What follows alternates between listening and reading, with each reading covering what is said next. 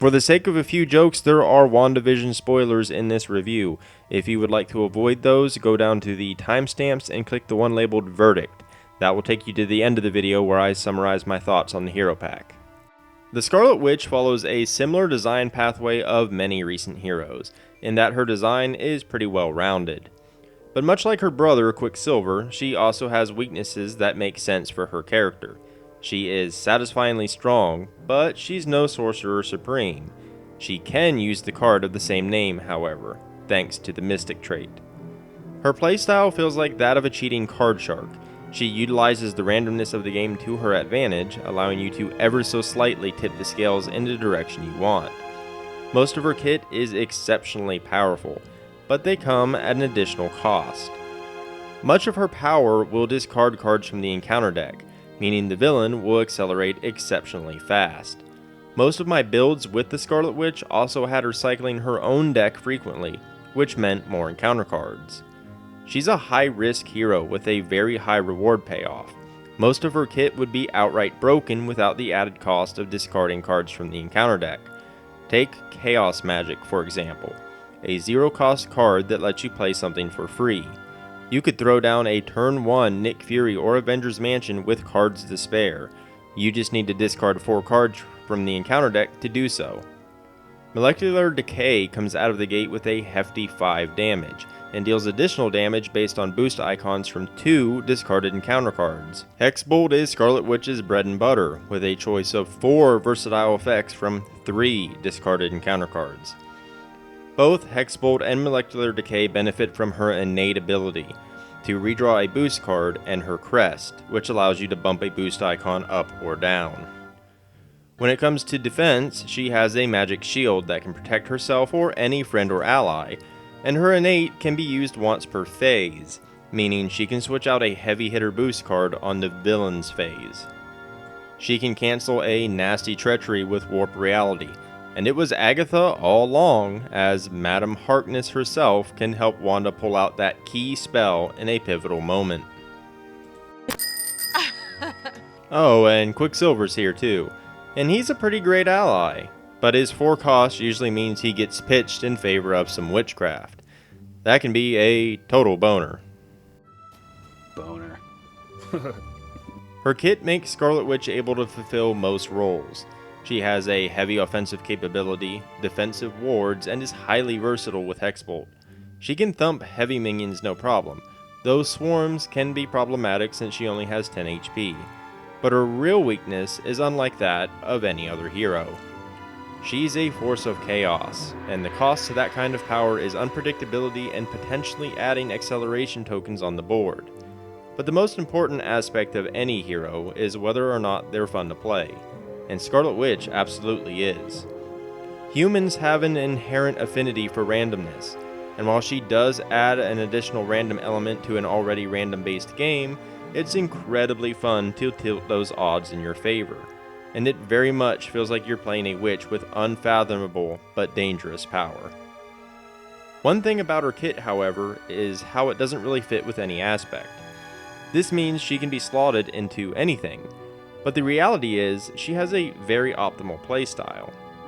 Now, this is a review, not a strategy guide, and there are far better players than I, but Scarlet Witch's optimal build ends up being pretty obvious. She favors high card draw and deck thinning. You want to draw as many cards as possible and fill your board with a ton of upgrades and supports to thin out the deck. That way you're constantly cycling through Hexbolts and Molecular Decay. That playstyle is extremely fun.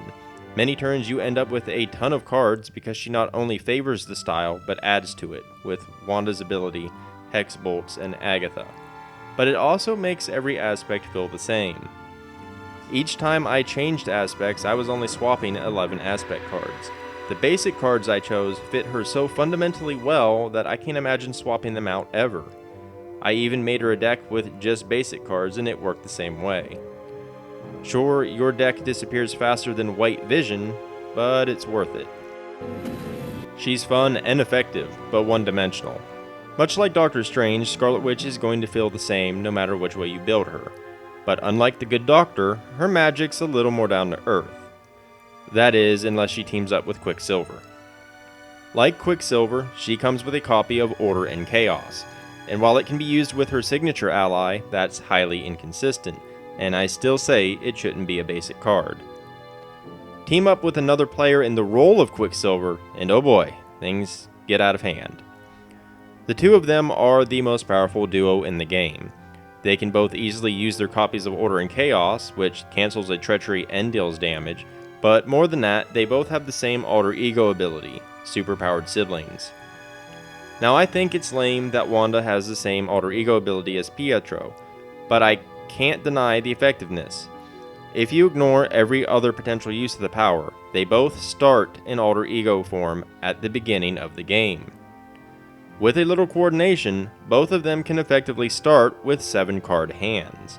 Remember, you can ask another player to trigger an action ability on a card they have in play, on your turn. It's a power enhancement that can really be felt anytime the two of them hit the table at the same time. The Scarlet Witch pack comes with a tome full of new Justice cards and a few other goodies.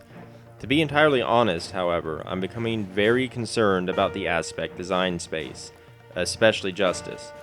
So many new cards are great cards, but they're bleeding together in my head as removes threat from a scheme, because many of them are doing much of the same thing with slight alterations.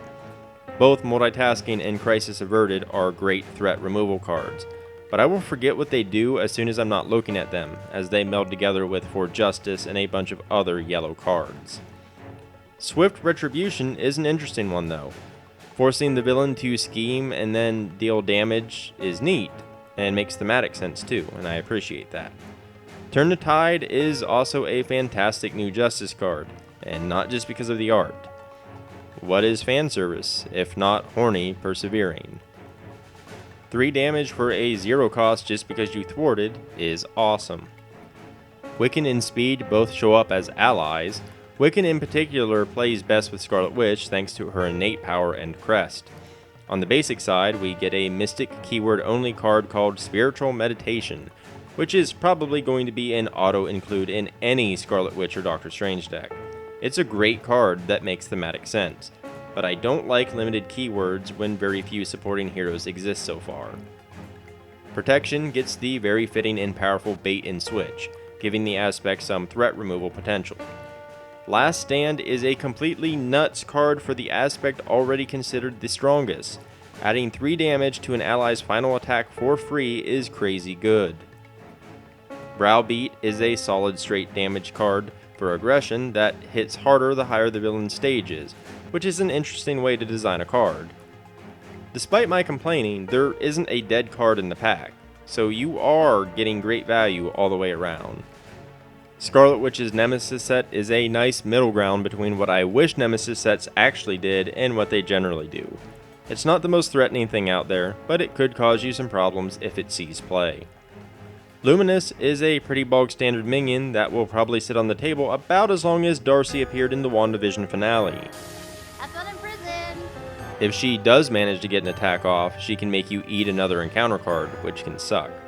This is especially true if the next evolution is still in play, since it increases the number of boost icons by 1. That's a weird card for sure.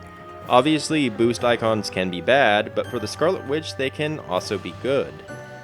Chaos Manipulation forces Luminous back into the field and could make her activate, so even if you do abracadabra her away, she might return. Magical Suspension is also a pretty nasty card.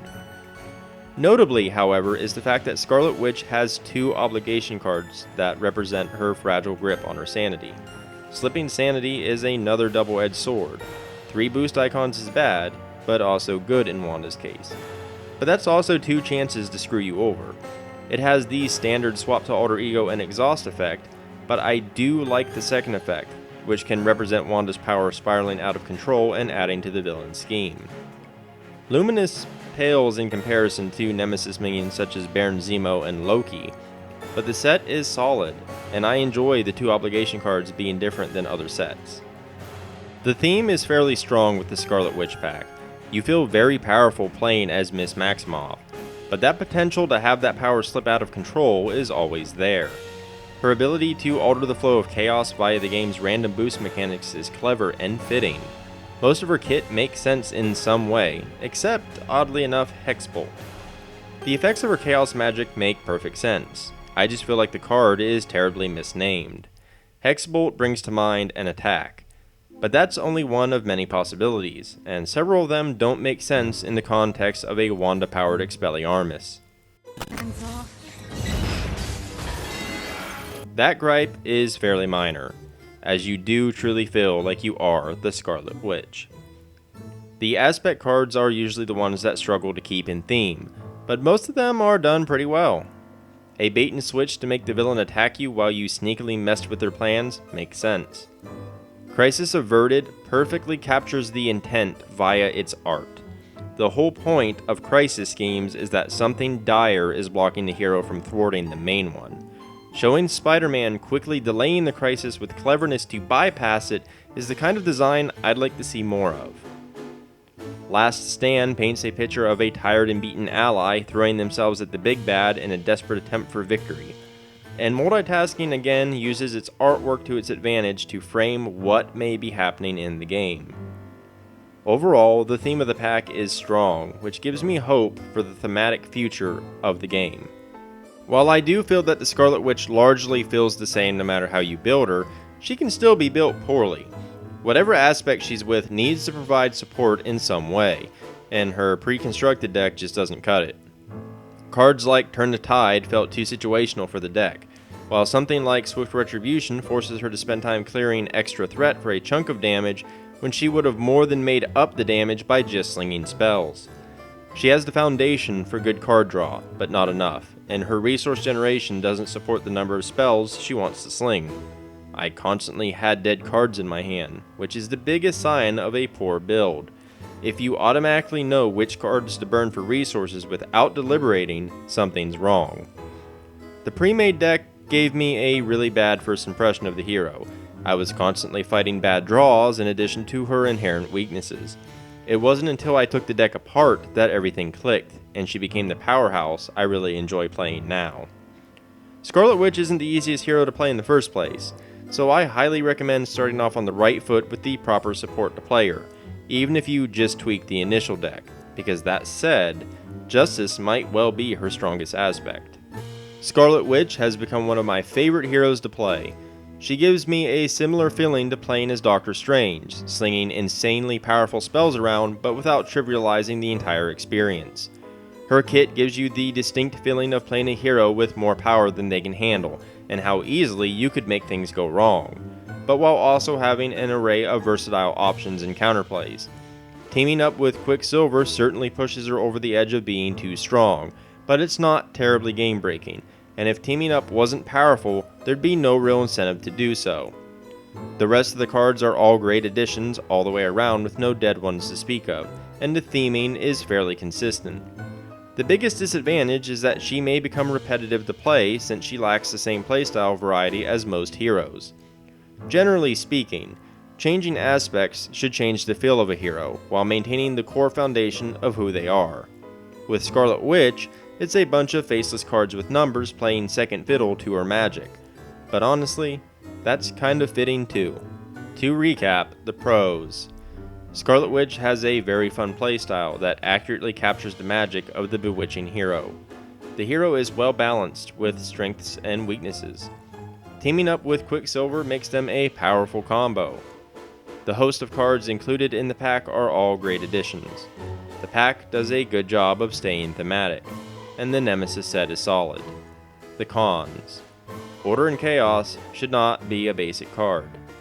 A new basic card uses the Mystic keyword, and there are only 2 heroes that will use that keyword for the foreseeable future. Scarlet Witch lacks playstyle variety, largely feeling the same regardless of aspect. The pre-made deck is poorly constructed, and Wanda having the same alter ego ability as Pietro is powerful but kind of lame.